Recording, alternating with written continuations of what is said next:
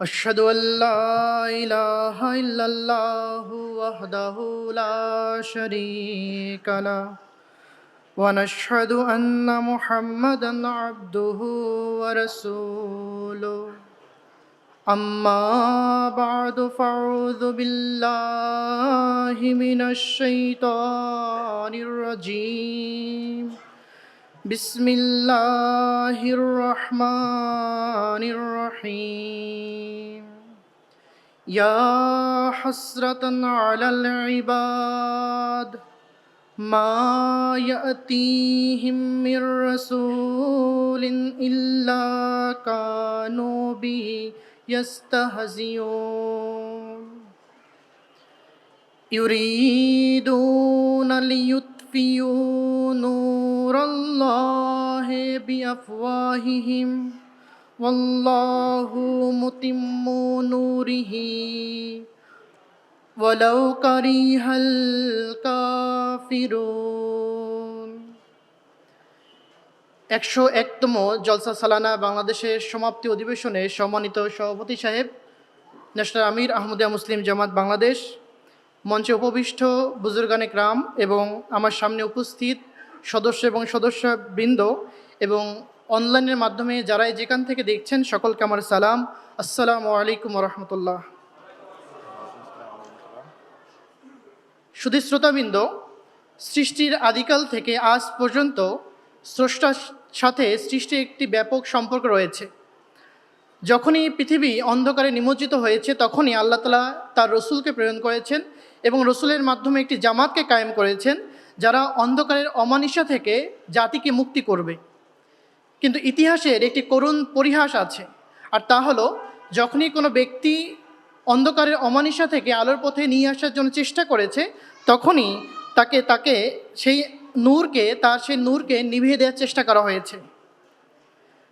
তদ্রূপভাবে নবী করিম সাল্লাল্লাহু আলাইহি ওয়াসাল্লামের যুগ থেকে অর্থাৎ হযরত আল্লাহ তাআলা আদম আলাইহিস সালাম থেকে শুরু করে আজ পর্যন্ত যেভাবেই যখনই আল্লাহ তাআলার পক্ষ থেকে কোনো মহাপুরুষের আগমন হয়েছে তখনই সেই মহাপুরুষের বিরোধিতা হয়েছে এবং তার পরবর্তীতে তার জামাতেরও বিরোধিতা হয়েছে। তে আজ আমার আলোচনার বিষয় আমি সাজিয়েছি ঐশী জামাতের বিরোধিতা এবং বিরুদ্ধবাদীদের পরিণতি কতটা ভয়াবহ হতে পারে তা নিয়ে। আমি প্রথমে সূরা ইয়াসিনের এবং সূরা সফের দুটি আয়াত তেলাওয়াত করেছি, যেখানে আল্লাহ তাআলা বলছেন, পরিতাপ আমার বান্দাদের জন্য, তাদের কাছে এমন কোনো রসুল আসে নাই যার সাথে তারা তাচ্ছিলের হাসি হাসে নাই। তারা তারা চেয়েছিল আল্লাহ তাআলার নূরকে তারা নিজের মুখের ফু দিয়ে নিভিয়ে দিতে, কিন্তু এর বিপরীতে আল্লাহ তাআলা নিজের নূরকে পূর্ণরূপে প্রকাশ করেই থাকেন, এতে কাফিররা যত অসন্তুষ্টি প্রকাশ করুক না কেন।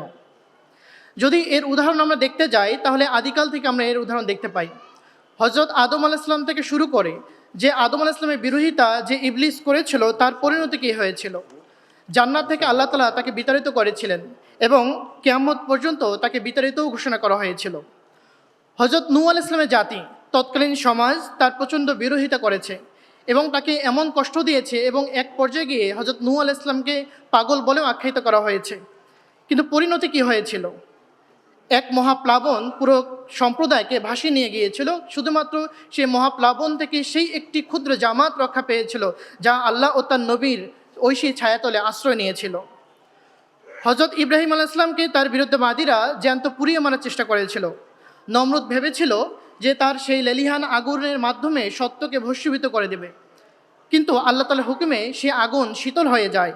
এর বিপরীতে নমরুদ এবং তার দলকে আল্লাহ তাআলা কীভাবে নাস্তানাবুদ করেছেন তা আমাদের সকলেরই জানা রয়েছে। সেই খোদা তার কালিমুল্লাহ হযরত মুসা আলাইহিস সালামের জন্য সে একই পন্থা অবলম্বন করেছেন এবং জগৎবাসীকে দেখিয়ে দিয়েছেন। একদিকে তার সমর্থনে সমুদ্রকে দ্বিখণ্ডিত করেছেন এবং সেই সমুদ্র থেকে মুসা আলাইহিস সালাম এবং তার জাতিকে রক্ষা করেছেন, এবং এর বিপরীতে ফিরআউন এবং তার দলবলকে সেই সমুদ্রে এবং সেই সমুদ্রের পানিতেই তাদেরকে ডুবিয়ে মেরেছেন আর দেখিয়ে দিয়েছেন আল্লাহ তাআলার সত্য জামাতের বিরোধিতা করার পরিণতি কতটা ভয়াবহ হতে পারে। তেমনিভাবে সেই খোদা যিনি হযরত ঈসা আলাইহিসসালামকে লাঞ্ছনার মৃত্যু দিতে আসা ইহুদিদের হাত থেকে শুধু ঈসা আলাইহিস সালামকে রক্ষাই করেন নাই, বরং ঈসা আলাইহিস সালামকে সম্মানের সহিত দীর্ঘ জীবন দান করেছেন এবং সম্মানের মৃত্যুও দিয়েছেন, এবং তাকে হত্যা করতে আসা ইহুদিদের কিয়ামত পর্যন্ত লানত প্রাপ্ত আখ্যায়িত করেছেন। অতএব নবীদের বিরোধিতাকারীরা সাময়িকভাবে শক্তিশালী মনে হলেও সাময়িকভাবে তারা জয়যুক্ত হলেও শেষ পর্যন্ত তাদের ধ্বংস এবং ধ্বংসে তারা অতলে হারিয়ে যায়। যাদের নাম নেওয়ার মতো কেউ থাকে না, কিন্তু এর বিপক্ষে আল্লাহ তাআলার নবীদের নাম আমরা আজ শ্রদ্ধা করে স্মরণ করে আসছি। সেই মহাপ্রতাপান্বিত খোদা, তার প্রিয় বন্ধু, যার সৃষ্টিতে সমস্ত সৃষ্টি হযরত মুহাম্মদ মুস্তাফা সাল্লাল্লাহু আলাইহি ওয়াসাল্লামকে তার বিরুদ্ধবাদীদের হাত থেকে রক্ষা করতে ৩১৩ জনের বিপক্ষে ১০০০ জনকে নাস্তানাবুদ করে ছেড়েছেন।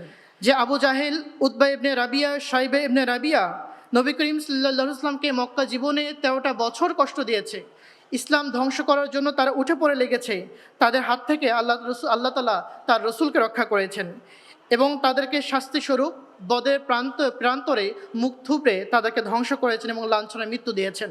অর্থাৎ হে আল্লাহ, যদি এই ক্ষুদ্র একটি দল, ক্ষুদ্র একটি জামাত আজ যদি ধ্বংস হয়ে যায়, তাহলে আজকের পর তোমার ইবাদত করার মতো আর কেউ থাকবে না। প্রত্যেক নবীদের দোয়াই হচ্ছে এটি। প্রত্যেক নবী আল্লাহ তাআলার পক্ষ থেকে আগমন করার পর এই দোয়াই আল্লাহ তাআলার কাছে করেছেন, আর যার ফলশ্রুতিতে আল্লাহ তাআলা প্রত্যেক নবীকে এবং সেই নবীর পরে তার জামাতকে রক্ষা করেছেন এবং বিজয় দান করেছেন। যে কথা আল্লাহ তাআলা পবিত্র কোরআনেই ঘোষণা দিয়ে বলেছেন, কাতাবাল্লাহু লা আগলিবান্না আনা ওয়া রাসূলি, আল্লাহ লিখে রেখেছেন, অবধারিত করে রেখেছেন, তিনি এবং তার জামাত, তার রসুলরা অবশ্যই বিজয় লাভ করবে। শুধু তাই নয়, নবী করিম সাল্লাল্লাহু আলাইহি ওয়াসাল্লামকে কাফিররা একদিক থেকে যেমন শারীরিক কষ্ট দিত, তদ্রূপভাবে মানসিক কষ্ট দেওয়ার চেষ্টা করত, যার উল্লেখ পবিত্র কোরআনে আল্লাহ তাআলা করেছেন। কাফেররা আল্লাহ রসুলকে পরিকল্পিতভাবে বিভিন্ন অপবাদ আরোপ করত, যেমন পাগল, কবি, তিনি জাদুকর ছিলেন, অন্যের সাহায্য নিয়ে তিনি রচনা করেছেন বা জামাতকে বিভক্ত করেছেন ইত্যাদি ইত্যাদি। কিন্তু এরপরেও আল্লাহ তাআলা মুহাম্মদ মুস্তাফা সাল্লাল্লাহু আলাইহি ওয়াসাল্লামকে সম্মানিত করেছেন এবং সমস্ত বিরোধিতা সত্ত্বেও তাকে এবং তার জামাতকে জয়যুক্ত করেছেন এবং তাকে রাহমাতুল আলামিন হিসেবে পৃথিবীতে স্বীকৃতি দিয়েছেন এবং তাকে অনুকরণীয় আদর্শে পরিণত করেছেন।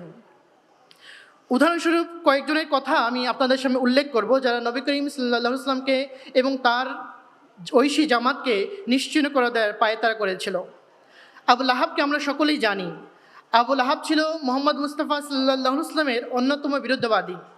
কিন্তু কি পরিণত হয়েছিল তার, যার আসল নাম ছিল আব্দুল উজ্জা। সে নবী করিম সাল্লাল্লাহু আলাইহি ওয়াসাল্লামকে অকথ্য ভাষায় গালাগালির পাশাপাশি তাকে বিভিন্নভাবে নির্যাতন করার চেষ্টা করত। প্রাথমিক যুগে যখন নবী করিম সাল্লাল্লাহু আলাইহি ওয়াসাল্লাম আল্লাহ তাআলার কাছ থেকে ওহী পাওয়ার পর সাফা পাহাড়ে দাঁড়িয়ে তিনি যখন ঘোষণা দিলেন যে, হে আমার জাতি, আমি যদি তোমাদের এখন বলি এই পাহাড়ের পাদদেশে একটা বিশাল সৈন্যবাহিনী দাঁড়িয়ে আছে, তোমরা কি আমার কথা বিশ্বাস করবে? তখন সবাই সমস্বরে বলেছিল, হ্যাঁ, আমরা অবশ্যই আপনার কথা বিশ্বাস করব, কেননা আমরা কখনই আপনার কাছ থেকে মিথ্যা শুনে নাই। কিন্তু যখনই আল্লাহ রসুল এই ঘোষণা দিলেন, তাহলে শুনে রাখো, আমি তোমাদেরকে একটি বড় আযাবের ঘোষণা দিচ্ছি। তখন এই আবু লাহাব তাব্বাল্লাক বলে লাফিয়ে উঠেছিল, অর্থাৎ হে মুহাম্মদ, তুমি ধ্বংস হও। তার দুই ছেলে উতবা এবং উতাইবার সাথে নবুয়ত পূর্বকালে নবী করিম সাল্লাল্লাহু আলাইহি ওয়াসাল্লামের দুই মেয়ে রুকাইয়া এবং উম্মে কুলসুমের বিয়ে হয়েছিল। যখন সে দেখছে বাহ্যিকভাবে পারছে না, শারীরিকভাবে নির্যাতন করেও পারছে না, তখন সে মনে করলো নবী করিম সাল্লাল্লাহু আলাইহি ওয়াসাল্লামকে এখন আত্মিকভাবে তাকে কষ্ট দেওয়া উচিত। তখন তার ছেলেদের মাধ্যমে নবীর মেয়েদেরকে তিনি তালাক দেওয়ান, যেন আল্লাহ রসুলকে অপদস্থ করা যেতে পারে। কিন্তু আল্লাহ তাআলা সেই মেয়েদের মাধ্যমেও নবী করিম সাল্লাল্লাহু আলাইহি ওয়াসাল্লামের সম্মান প্রতিষ্ঠা করেছেন এবং একজনের মৃত্যুর পর আরেকজনকে ইসলামের তৃতীয় খলিফা হযরত উসমান রাদিয়াল্লাহু তাআলা আনহুর সাথে বিয়ের বন্ধনে আবদ্ধ করেছেন। অবশেষে আল্লাহর নবীর বিরোধী আবু লাহাবের উপরে আল্লাহ তাআলার করুণ পরিণতি দুনিয়াবাসী দেখেছে। আবু লাহাবের মৃত্যু অত্যন্ত লাঞ্ছনাজনক এবং যন্ত্রণাবাহক হয়েছে। বদরের যুদ্ধের ঠিক 7 দিন পর তার গলাতে প্লেগের ফোঁড়া ওঠে, তার স্ত্রী সন্তান তাকে পরিত্যাগ করে চলে যায় এবং সে ধুকে ধুকে সে একটি জঙ্গলে মৃত্যুবরণ করে। মৃত্যুবরণ করার পরও তার ক্ষান্ত হয় নাই। দুইজন চাকরকে দিয়ে তার পায়ে রশি বেঁধে তাকে গর্তে ফেলে তাকে মাটি চাপা দেওয়া হয়েছে। আর আল্লাহ তাআলা দেখিয়ে দিয়েছেন জগৎবাসীকে যে তার নবীর বিরোধিতা করার পরিণতি কি হয়ে থাকে। ইসলাম এবং মুসলমানদের চরম আরেকজন বিরুদ্ধবাদী হচ্ছে আবু জাহেল, যার মূল নাম ছিল ওমর ইবনে হিশাম, অর্থাৎ তার সেই যুগে তার উপাধি ছিল আবুল হাকাম, অর্থাৎ জ্ঞানের শহর, জ্ঞানের পিতা। তার আচরণের কারণে নবী করিম সাল্লাল্লাহু আলাইহি ওয়াসাল্লাম তাকে আবু জাহেল উপাধি দিয়েছিলেন, অর্থাৎ মূর্খের পিতা। আবু হুরায়রা রাদিয়াল্লাহু আনহু থেকে বর্ণিত একটি হাদিসে উল্লেখ রয়েছে যে কুরাইশদের সর্দারকে নিয়ে যখন আবু জাহেল বসেছিল, তখন সে উল্লেখ করেছে যে নবী করিম সাল্লাল্লাহু আলাইহি ওয়াসাল্লাম যদি তার প্রভুর ইবাদত করতে আমি দেখি, তাহলে তাকে আমি মাটিতে হেসড়াবো এবং তাকে অপদস্থ করব। যখন সে নবী করিম সাল্লাল্লাহু আলাইহি সাল্লামকে নামাজ আদায়রত অবস্থা দেখে, তখন সে আল্লাহ রসুলকে অপদস্থ করার মানুষে সামনে অগ্রসর হয়। অগ্রসর হওয়ার সাথে সাথে সকলে দেখেছে যে সে মাটিতে গড়াগড়ি খাচ্ছে এবং চিল্লাচ্ছে যে বাঁচাও বাঁচাও। তার সাথীরা জিজ্ঞেস করলো, হে আবু জাহেল, তোমার কি হয়েছে? আবু জাহেল বলছে যে আমি যখন মোহাম্মদের কাছে যাওয়ার জন্য চেষ্টা করছি, তখন আমি তার এবং আমার মাঝে একটি পরীক্ষা দেখতে পাই, যে পরীক্ষাতে আগুন দাউ দাউ করে জ্বলছে, যা আমাকে নিমেষে ভস্ম করে দেবে। যখন নবী করিম সাল্লাল্লাহু আলাইহি ওয়াসাল্লাম এই কথা শুনতে পারেন যে সে এসেছিল তাকে অপদস্থ করার জন্য, আল্লাহ রসুল বলেন, সে যদি আমার কাছে আসতো তাহলে আল্লাহ তাআলার ফেরেশতা তাকে ছিন্ন ভিন্ন করে ফেলতো। ইয়াসির রাদিয়াল্লাহু তাআলা আনহু একজন সাহাবা ছিলেন। তিনি বনু মাখজুমের কৃতদাস ছিলেন। তিনি যখন তার স্ত্রী সন্তান সহ মুসলমান হন, তখন এই আবু জাহেলের নেতৃত্বেই তার উপর অবর্ণনীয় অত্যাচার এবং নিপীড়ন চালানো হয়েছিল। খোলা ময়দানে উত্তপ্ত বালুকার উপরে রেখে তাদের উপর নির্যাতন চালানো হয়েছিল। একদিন যখন নবী করিম সাল্লাল্লাহু আলাইহি ওয়াসাল্লাম দেখলেন যে তাদেরকে কষ্ট দেওয়া হচ্ছে, তখন তিনি অবলীলায় বলেন, ধৈর্য ধরো হে ইয়াসিরের পরিবার, তোমাদের জন্য প্রতিশ্রুত সেই জান্নাত রয়েছে যা আল্লাহ তাআলা তোমাদের জন্য নির্ধারণ করে রেখেছেন। আল্লাহ তাআলা প্রেরিত রসুল এবং তার জামাতের সাথে এই নির্মম অত্যাচার করে পরিণাম বদের প্রান্তরে এত নির্মম হবে সে কখনোই ভাবতে পারেনি। আবু জাহেল যেহেতু নেতৃস্থানীয় ব্যক্তি ছিল এবং তার আশেপাশে তীর এবং তরবার বাহিনী পাহারাদার ছিল, কিন্তু মুসলিম মুহাজিরদের প্রচণ্ড আক্রমণের কারণে সেই পাহারা ভেদ করে দুইজন যুবকের হাতে তার লাঞ্ছনার মৃত্যুতে পতিত হয়েছিল সেদিন সে আবু জাহেল। এরপর নবী করিম সাল্লাল্লাহু আলাইহি ওয়াসাল্লাম যখন হিজরত করে মদিনাতে গেলেন, সেখানে গিয়েও তিনি শান্তি প্রতিষ্ঠার সংকল্প নিলেন। তিনি সেখানে সন্ধি চুক্তি করলেন, মদিনার সনদ রচনা করলেন। মুশরিক এবং ইহুদিদের সাথে তিনি এই সন্ধি রচনা করলেন এবং শান্তি রক্ষার জন্য তিনি প্রাণপণ চেষ্টা করলেন। কিন্তু সেখানকার ইহুদি এবং মুশরিকরা তারা গোপনে গোপনে নবী করিম সাল্লাল্লাহু আলাইহি ওয়াসাল্লামের বিরুদ্ধাচারণ এবং তাকে অপদস্থ এবং তার জামাতকে মিটিয়ে দেওয়ার ষড়যন্ত্রে লিপ্ত হলো। এর ফল কি হয়েছে? শুধু মদিনা থেকেই তাদেরকে বিতাড়িত করা হয়নি, বরং সমগ্র আরব থেকে এদেরকে আল্লাহ তাআলা তাদের কর্তৃত্ব ছিনিয়ে নিয়েছেন এবং তাদেরকে বিতাড়িত করেছেন। নবী করিম সাল্লাল্লাহু আলাইহি ওয়াসাল্লামের জীবনে এমন একটি ঘটনা রয়েছে যে জাগতিক বাদশাহ নবী করিম সাল্লাল্লাহু আলাইহি ওয়াসাল্লামকে অপদস্থ করার জন্য সামনে অগ্রসর হয়েছিল। তার সাথে কি পরিণতি হয়েছিল তার? রাসূলুল্লাহ সাল্লাল্লাহু আলাইহি ওয়াসাল্লাম সপ্তম হিজরিতে পারস্য বাদশাহ পারভেজ খসরুকে ইসলামের দাওয়াত দিয়ে একটি পত্র লেখেন। সেই জাগতিক বাদশাহ আল্লাহ তাআলা প্রেরিত সারা দুনিয়ার বাদশার সাথে তাচ্ছিল্য এবং নিজ অহংকারের বহিঃপ্রকাশ করে এবং সেই চিঠি সে ছিঁড়ে ফেলে। শুধু তাই নয়, সে ইয়েমেনের গভর্নর বাজানকে নির্দেশ দেয় সেজন্য দুজন ব্যক্তিকে পাঠিয়ে মুহাম্মদ সাল্লাল্লাহু আলাইহি ওয়াসাল্লামকে গ্রেফতার করার ব্যবস্থা করে। যখন বাজান এক কথা দুজন ব্যক্তিকে পাঠানোর জন্য প্রস্তুত হচ্ছিল, আল্লাহ রসুল যখন বাদশাহ পারভেজের এই খবর জানতে পারেন, আল্লাহ রসুল অবলীলায় তার মুখ থেকে বের করেন, আল্লাহ তাআলা তার সাম্রাজ্য ছিন্ন ভিন্ন করে ফেলুন। যখন বাজানের সেই দুই ব্যক্তি আল্লাহ রসুলকে গ্রেফতার করলো, সেখানে আল্লাহ রসুলের সামনে উপস্থিত হয়। আল্লাহ রসুলের সামনে গিয়ে উপস্থিত হওয়ার পর আল্লাহ রসুল বলেন, তোমরা আজকে না, আগামীকালকে আমার কাছে এসো। আল্লাহ তাআলার রীতি দেখুন, আল্লাহ তাআলা কীভাবে তার রসুলের সম্মান প্রতিষ্ঠা করছেন এবং সম্মান বাঁচাচ্ছেন। এর মাঝেই পারস্য রাজ পরিবারে দ্বন্দ্ব শুরু হয়ে যায় এবং সেই জাগতিক বাদশাহ, এক সাম্রাজ্যের বাদশাহ, যে কিনা আসমান থেকে নির্ধারিতকৃত বাদশার বিরুদ্ধে ব্যবস্থা নেওয়ার পরিকল্পনা করেছিল, পায়তারা করেছিল, তার পরিণাম কি হয়? পরদিনই সেই দুইজন ব্যক্তি যখন আল্লাহ রসুলের কাছে এসে উপস্থিত হয়, আল্লাহ রসুল বলেন, তুমি আর কখনোই কিসরার বাদশাকে দেখতে পাবে না। যে বাদশাহ আল্লাহ তাআলার সিংহের প্রতি হাত বাড়ায়, আল্লাহ তাআলা তাকে ছিন্ন ভিন্ন করে দেন এবং তাই হয়েছে। আল্লাহ তাআলা তাকে ধ্বংস করেছেন, নিজ পুত্রের হাতে তাকে হত্যা করিয়েছেন এবং সে যে দাম্ভিকতা দেখাতো তা চিরতরকালের জন্য হারিয়ে অতল গহ্বরে তাকে ঢলিয়ে দিয়েছেন। এ ছিল নবী করিম সাল্লাল্লাহু আলাইহি ওয়াসাল্লাম এবং তার জামাতের সাথে ঘটে যাওয়া কয়েকটি ঘটনা সংক্ষিপ্ত আকারে আমি তুলে ধরলাম। এরপরে তার মুসলিম হিসেবে যিনি আগমন করবেন, দ্বিতীয় মোহাম্মদ নাম নিয়ে যিনি আগমন করবেন, তার রূপক অর্থে তার ছায়া হিসেবে যিনি আগমন করবেন, তার যুগেও এমন কিছু ঘটনা ঘটেছে। নবী করিম সাল্লাল্লাহু আলাইহি ওয়াসাল্লাম যে ভবিষ্যৎবাণী করেছেন যে শেষ যুগে ইসলাম এত অধপতনে যাবে যে ইসলাম নামে মাত্র থাকবে এবং পবিত্র কোরআনের অক্ষরগুলো মাত্র অবশিষ্ট থেকে যাবে এবং ঈমান সূরা নক্ষত্রে পৌঁছে যাবে, তখন আল্লাহ তাআলা এক ব্যক্তিকে পাঠাবেন, তার মনোনীত এক ব্যক্তিকে পাঠাবেন, যিনি সেই ঈমানকে আবার পুনরায় পৃথিবীতে প্রতিষ্ঠা করবেন। আর তিনি হচ্ছেন ইমাম মাহদী এবং প্রতিশ্রুত মসিহ মাউদ। আর তিনি হলেন হযরত মির্জা গোলাম আহমদ কাদিয়ানী আলাইহিস সালাম। সেই মহাশক্তিমান খোদা, যিনি কখনোই তার রীতি পরিত্যাগ করেন না, সর্ব অবস্থায় তার প্রেরিত মহাপুরুষদের সমর্থনে তিনি হাত বাড়িয়ে দেন। তিনি এ যুগে মসিহ মউদকে পাঠানোর পর তার সাহায্যকল্পে সমস্ত ফেরেশতা বাহিনী তিনি কাজে লাগিয়েছিলেন এবং হযরত মির্জা গোলাম আহমদ কাদিনী আল ইসলামের বিরুদ্ধবাদীদের সব দিক থেকে পরাস্ত করেছেন এবং শেষ পর্যন্ত তিনি এই শক্তি প্রদর্শন করে আসছেন এবং তারপরে তার জামাতের সাথেও সেই একই কাজ আল্লাহ তাআলা করে আসছেন। যেভাবে আল্লাহ তাআলা প্রতিশ্রুতি দিয়েছেন, আমি তোমার কথাকে, তোমার প্রচারকে, তোমার বাণীকে পৃথিবীর প্রান্তে প্রান্তে পৌঁছে দিব। আজ আমরা দেখছি যে ছোট্ট একটি গ্রাম কাদিয়ান থেকে পরিচালিত সৃষ্টি হওয়া ছোট্ট একটি জামাত আজ পৃথিবীর 220টি দেশে কিভাবে ছড়িয়ে পড়েছে। আর যারা দেখছে, আর যারা ধ্বংস চেয়েছে, তারা শুধু চেয়ে চেয়ে দেখছে এবং তারা ইতিহাসে আস্থা করে নিক্ষিপ্ত হয়েছে। হযরত মির্জা গোলাম আহমদ কাদিনী আল ইসলাম তার বিরুদ্ধবাদীদের সম্বোধন করে বলেছেন, হে নির্বোধ এবং অন্ধরা, আমার পূর্বে কোন সত্যবাদী ধ্বংস হয়েছে যে আমি ধ্বংস হয়ে যাব? কোন প্রকৃত বিশ্বস্ত ব্যক্তিকে আল্লাহ তাআলা অপমানের সাথে ধ্বংস করেছেন যা আমাকে ধ্বংস করবেন? নিশ্চিতভাবে মনে রেখো এবং কান খুলে শুনে নাও, আমার আত্মা ধ্বংস হবার আত্মা নয় এবং আমার স্বভাবে ব্যর্থতার কোনো উপকরণ নাই। আমাকে সেই সাহস ও নিষ্ঠা দান করা হয়েছে যার সামনে পাহাড়ও তুচ্ছ। আমি কারো পরোয়া করি না। আল্লাহ কি আমাকে পরিত্যাগ করবেন? কখনোই করবেন না। তিনি কি আমাকে ধ্বংস করবেন? কখনোই না। শত্রুরা লাঞ্ছিত হবে এবং হিংসুকরা লজ্জিত হবে, আর আল্লাহ তাআলা তাঁর বান্দাকে প্রতিটি ময়দানে বিজয় দান করবেন। আমি তার সাথে আছি এবং তিনি আমার সাথে আছেন। তার অনুগ্রহে আমি কোনো পরীক্ষায় ভীত নই, একটি কেন কোটি পরীক্ষাতেও নই। পরীক্ষার ময়দানে এবং দুঃখ কষ্টে আরণ্যে আমাকে শক্তি দান করা হয়েছে। শুধু শ্রোতা মণ্ডলী, এই ছিল মসিহ মউদ আলাইহিস ইসলামের হৃদয়ের দৃঢ়তা যা আল্লাহ তাআলা তাকে প্রদান করেছেন। কেননা তাকে আল্লাহ তাআলা পাঠিয়েছেন, তিনি জানেন তার সমর্থনে আল্লাহ তাআলা রয়েছেন এবং আল্লাহ তাআলা তার সাথে ওয়াদা করেছেন, ইন্নী মুহিনুন মান আরাদা ইহানাতাকা। নিশ্চয়ই যারা মসিহ মউদ আলাইহিস ইসলামের কে এবং তার পরবর্তীতে তার জামাতকে অপদস্থ করার চেষ্টা করবে, আল্লাহ তাআলা নিজেই তাকে এবং তাদেরকে ধ্বংস করবেন এবং তাদেরকে অপমান এবং অপদস্থ করে ছাড়বেন।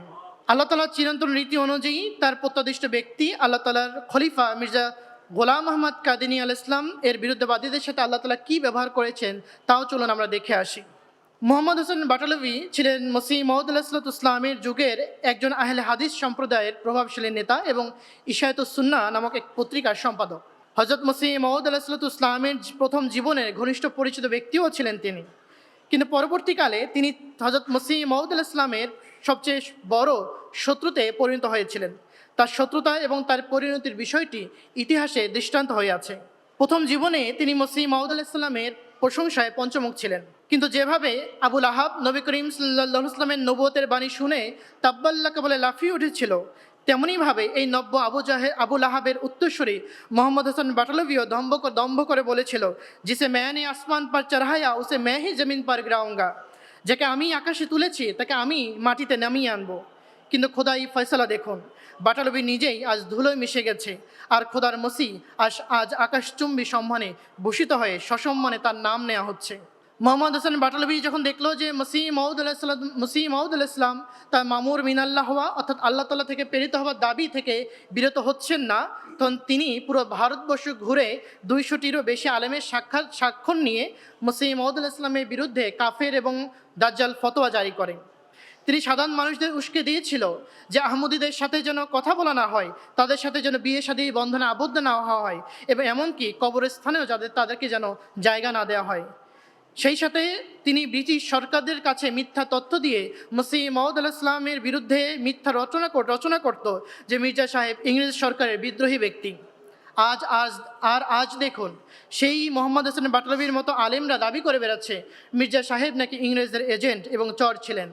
পরিতাপ তাদের জন্য যারা কুৎসা এবং মিথ্যা রটনাতে রত রয়েছে। হযরত মসিহ মউদ আলাইহিস সালামকে মিটিয়ে দেওয়ার শপথ নেওয়া বাটালভিকে আল্লাহ তাআলা এক অত্যন্ত লাঞ্ছনাকর পরিণতির সম্মুখীন করেছিলেন। একবার মসিহ মউদ আলাইহিস সালামের বিরুদ্ধে আদালতে সাক্ষ্য দেওয়ার জন্য যখন বাটালভি সাহেব আসেন, তখন তিনি দেখলেন যে মসিহ মউদ আলাইহিস সালামকে সম্মান জানিয়ে আদালতে চেয়ার দেওয়া হয়েছে। তখন এই বাটালভি নিজেকে বড় আলেম এবং ধর্মীয় নেতা পরিচয় দিয়ে চেয়ার চেয়েছিল, কিন্তু যে আল্লাহর মসিহকে অপদস্থ করতে চায় সেই কি আর সম্মান পায়? আল্লাহ তাআলা সেখানেই তাকে চেয়ার তো দূরের কথা, শুধুমাত্র একটি চেয়ার চাওয়ার কারণে সে আদালতে ভরা মজলিসে চোর এবং ডাকাতদের সাথে দাঁড় হয়ে থাকতে হয়েছিল। শেষ জীবনে তার চরম অধপতন হয়েছিল। যে আলেমরা তার আগে পিছে ঘুরতো তারাও তাকে পরিত্যাগ করে চলে যায়। তিনি এতটাই নিঃস্ব হয়ে পড়েছিলেন যে তার ভরণ পোষণ চালানো অত্যন্ত কঠিন ছিল। তিনি দম্ভ করে বলেছিলেন আহমদিয়াতকে মিটিয়ে দিবেন, কিন্তু তার চোখের সামনেই এই জামাত হাজার থেকে লাখে উন্নীত হয়েছিল এবং চরম হতাশা এবং মানসিক যন্ত্রণার সাথে 1920 সনে তার মৃত্যু হয়। পরবর্তীতে তার বংশ থেকে তার নাতি আহমদিয়ত গ্রহণের মাধ্যমে তার পরাজয়ে পূর্ণতা লাভ করে। আজ পৃথিবীতে মোহাম্মদ হাসান বাটলবির নাম নেয়ার মতো কেউ নাই, অথচ মসিহ মউদ আলাইহিস সালামের আধ্যাত্মিক সন্তানরা আজ বিশ্বের প্রতিটি প্রান্তে তার নাম উজ্জ্বল করছে। এটি হলো ঐশী জামাতের অলৌকিকতা। যারা বলে আমি ধ্বংস করব, আল্লাহ তাদেরকে ধ্বংসের দলিলে পরিণত করেন এবং তার নিজ মাহুদির সত্যতা পৃথিবীর সামনে তুলে ধরেন। সম্মানিত উপস্থিতি, যারা মনে করে গালি দিয়ে বা ইসলামের নবীর অবমাননা করে পার পাওয়া যায়, তারা পণ্ডিত লেকরামের ইতিহাস তাদের জানা উচিত। লেকরাম ভেবেছিল গালি দিয়ে আল্লাহ প্রেরিত মহাপুরুষকে সে পরাস্ত করবে, কিন্তু খোদার ফয়সালা দেখুন। আর্য সমাজের এক উগ্র নেতা, যে কিনা মসিহ মউদ আলাইহিস সালামের অন্যতম প্রধান এবং ভয়ঙ্কর বিরোধী ব্যক্তি ছিল। পণ্ডিত লেকরাম কেবল হযরত মসিহ মউদ আলাইহিস সালামের বিরুদ্ধবাদী ছিল না, বরং তিনি ইসলাম ধর্ম এবং মহানবী সাল্লাল্লাহু আলাইহি ওয়াসাল্লামের বিরুদ্ধে বিষোদ্গার এবং কুরুচিপূর্ণ অশ্লীল কথাবার্তাও ছড়াতো। সে মসিহ মউদ আলাইহিস সালামকে ধ্বংস করার জন্য দিন রাত এক করে ফেলেছিল এবং ঘোষণা করেছিল, মির্জা সাহেব নাউজুবিল্লাহ, তিনি মিথ্যাবাদী এবং শীঘ্র তিনি ধ্বংস হবেন। যখন নবী করিম সাল্লাল্লাহু আলাইহি ওয়াসাল্লামের বিরোধিতা ও তার মসিহর বিরোধিতায় লেকরামের ধৃষ্টতা সীমা ছড়িয়ে গেল, তখন মসিহ মউদ আলাইহিস সালাম তাকে বারবার সতর্ক করলেন। সতর্ক করার পরেও যখন তিনি বিরত হলেন না, তখন মসিহ মউদ আলাইহিস সালাম তার সম্পর্কে আল্লাহ তাআলার কাছে দোয়া করলেন। আর আল্লাহ তাআলা ইলহামের মাধ্যমে জানিয়ে দিলেন, সে যদি বিরত না হয় তাহলে অচিরেই তার উপর আযাব আপতিত হবে। কিন্তু তারপরেও সে অত সতর্ক করার পরেও সে বিরত হয়নি। পরিশেষে আল্লাহ তাআলা ইলহাম করে জানান, লেকরামের আয়ু শেষ হয়ে আসছে। হুজুর আকদাস আলাইহিস সালাম ভবিষ্যৎবাণী করেছিলেন যে 6 বছরের মধ্যে লেকরামের উপর আল্লাহ তাআলার আযাব নেমে আসবে। তিনি আরও নির্দিষ্ট করে বলেছিলেন, ঈদের পরের দিনটি তার জন্য ধ্বংসের দিন হবে। ভবিষ্যৎবাণীর ঠিক 6 বছরের মাথায় 1897 সনে যখন মুসলিম উম্মাহ ঈদ উদযাপন করছিল, তার পরের দিনই সে অলৌকিক ঘটনাটি ঘটেছিল। লাহোরে নিজ বাড়িতে অবস্থানকালে এক অজ্ঞাত পরিচিত ব্যক্তির ছুরির আঘাতে লেকরাম সেখানেই মৃত্যুবরণ করে এবং ছুরিটি এমনভাবে চালানো হয়েছিল যে তার পেটের নাড়িভুঁড়ি বের হয়ে গিয়েছিল। সে যন্ত্রণায় চিৎকার করতে করতে, ছটফট করতে করতে সেখানেই তার জীবন ত্যাগ করেছিল। সেই সাথে মসিহ মউদ আলাইহিস সালামের সাথে আরেকজন ব্যক্তির মুবাহলা হয়েছিল এবং সে পরাজয় বরণও করেছিল। তার নাম আলেকজান্ডার ডুই। এর ঘটনাও ইতিহাসে স্মরণীয় হয়ে আছে। এই ডুই কে ছিল তা আমাদের জানা দরকার। তিনি ছিলেন আমেরিকার বিখ্যাত খ্রিস্টান ধর্মপ্রচারক এবং নিজেকে মিথ্যা রসুল হওয়ার দাবিও করেছিল। তিনি হযরত মুহাম্মদ মুস্তাফা সাল্লাল্লাহু আলাইহি ওয়াসাল্লাম সম্পর্কে কুরুচিপূর্ণ কথা বলা এবং ইসলামকে ধ্বংস করার জন্য যে সকল পায়তারা রয়েছে সমস্ত কিছু করত। এবং তিনি বলেছিলেন যে যদি মুসলমানরা খ্রিস্টান ধর্ম গ্রহণ না করে তাহলে মুসলমানরা ধ্বংস হয়ে যাবে। মসিহ মউদ আলাইহিস সালাম যখন এই কথা শুনতে পারেন, তখন তিনি তাকে মুবাহলা চ্যালেঞ্জ দেন যে, দুই সাহেব, শুধু আমার সাথে দোয়ার মোকাবেলা করুন। আমাদের মধ্যে যে মিথ্যাবাদী, সে সত্যবাদীর জীবদ্দশায় মৃত্যুবরণ করবে। কিন্তু দুই সাহেব এই মসিহ মউদ ইসলাম এই কথার উত্তর দিতে অপারগতা জানায়। পরবর্তীতে তার ভক্তদের জোরাজুরিতে এক পর্যায়ে গিয়ে দুই সাহেব বলেই ফেলে তার অহংকার এবং তাচ্ছিল্যের সাথে, আমি কি এই মাছির শৈলে পা দিব? আমি যদি তার উপরে আমার পাও রাখি তাহলে তো আমি তাকে পিষ্ট করে মেরে ফেলবো। কিন্তু এর ফল কি হয়েছিল? আল্লাহ তাআলা কাকে পায়ের নিচে পিষ্ট করে মেরেছেন। কয়েকদিন পরেই প্রথমে তার জারজ সন্তান হবার খবর পত্রপত্রিকাতে প্রকাশিত হয় এবং তার ঘর থেকে মদ্যপানের বিভিন্ন উপকরণ সামগ্রী বাজেয়াপ্ত করা হয় এবং তার সম্মান সেখানে ধুলোয় মিশিয়ে যায়। 1905 সনে সে নিজে পক্ষাঘাতগ্রস্ত হয়ে বিছানায় পতিত হয়। তার শরীরে ঘা জন্মে যায় এবং পচন ধরে। তার নিজ স্ত্রী সন্তান তাকে পরিত্যাগ করে চলে যায়। পরিশেষে 1907 সনে মার্চ মাসের মধ্যেই আল্লাহ তাআলার নিদর্শন প্রদর্শিত হয় এবং লাঞ্ছনায় মৃত্যুতে সে পতিত হয়। যে জায়ন নগরীতে সে তার সাম্রাজ্য তৈরি করেছিল, আজ সে জায়ন নগরীতে তার নাম নেওয়ার মতো, তাকে স্মরণ করার মতো কোনো ব্যক্তি নেই। কিন্তু সেই জায়ন নগরীতে মসিহ মউদ আলাইহিস সালামের নাম নেবার মতো সেখানে শত শত আহমদী মানুষ রয়েছে। এবং 2022 সনে ফাতে আজিম নামে একটি মসজিদের উদ্বোধনও করা হয়েছিল সেখানে। আবদুল্লাহ আথম ছিলেন ব্রিটিশ ভারতের একজন সুপরিচিত খ্রিস্টান ধর্মপ্রচারক এবং বিতর্কবিদ। তিনি মসিহ মউদ আলাইহিস সালামের অন্যতম প্রধান প্রতিপক্ষও ছিলেন। 1993 সনে অমৃতসরে মসিহ মউদ ইসলামের সাথে তার একটি বিতর্ক প্রতিযোগিতা হয়। সেই বিতর্ক প্রতিযোগিতায় আবদুল্লাহ আথম অত্যন্ত ধৃষ্টতা প্রদর্শন করে এবং ইসলামের পবিত্রতা এবং মহানবী সাল্লাল্লাহু আলাইহি ওয়াসাল্লামের শানে অত্যন্ত কুরুচিপূর্ণ কথা এবং অবমাননাকর শব্দ ব্যবহার করে। বিতর্ক শেষে মসিহ মাউদ আল ইসলাম খোদাই ইলহামের ভিত্তিতে তাকে সতর্ক করেন এবং ভবিষ্যৎবাণী করেন। তিনি ঘোষণা করেন, যদি আথম সত্যের দিকে ফিরে না আসে আর অনুতপ্ত না হয়, তবে আজ থেকে 15 মাসের মধ্যে সে হাবিয়াতে নিক্ষিপ্ত হবে। তবে এটিও শর্ত ছিল, যদি সে সত্যের ভয়ে ভীত হয়, অনুতপ্ত হয়, তবে এ কথা ভিন্ন ছিল। পরিণামে কি হয়েছিল? ভবিষ্যৎবাণী হওয়ার পর আবদুল্লাহ আথমের ভিতরে মনে মানসিকভাবে ত্রাসের সৃষ্টি হয়। সে এক শহর থেকে আরেক শহরে পালিয়ে বেড়াতে লাগলো এবং লোকচক্ষুর আড়ালে থাকার চেষ্টা করতে লাগলো এবং সে মনে মনে এতটা ভীত সন্তুষ্ট হয়েছিল যে আল্লাহ তাআলা 15 মাসের মধ্যে তার মৃত্যু দেননি ঠিকই। যখন 15 মাসের মধ্যে তার মৃত্যু না হয়, তখন মসিহ মাউদ ইসলামের বিরুদ্ধবাদীরা তার উপর আপত্তি করতে থাকে যে আপনি যে ভবিষ্যৎবাণী করেছেন সেই ভবিষ্যৎবাণী পূর্ণ হয়নি। মসিহ মাউদ ইসলাম আল্লাহ তাআলার পক্ষ থেকে আবার জানান, যদি এই আবদুল্লাহ আথম ভীত সন্তুষ্ট মনে মনে নাও হয়ে থাকে, তাহলে সে কসম খেয়ে বলুক সে ভীত সন্তুষ্ট হয় নাই। কিন্তু আবদুল্লাহ আথম সেই কসম খেতে অস্বীকৃতি জানায়।